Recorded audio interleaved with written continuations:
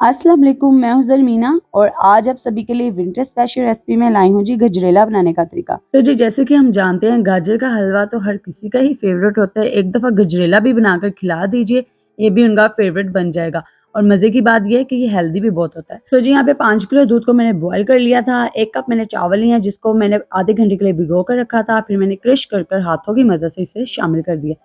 10 minute के लिए चावलों को पकाएंगे और साथ ही हम इसमें शामिल कर देंगे जी यहाँ पर आधा किलो लाल लाल सी गाजर जिसको मैंने ग्रेट करके इसमें शामिल की है। अच्छे से मिक्स करके पकाएंगे जब तक कि ये देखिए जी अपनी क्वांटिटी में दूध कम नहीं होना शुरू हो जाता और गाजर भी अच्छे से पक नहीं जाती। इलायची शामिल कर देंगे खोल कर, या फिर आप इलायची पाउडर भी शामिल कर सकते हैं। मिक्स करेंगे। यहाँ पर अब हम चीनी शामिल कर देंगे आधा किलो, यहाँ अपने टेस्ट के हिसाब से।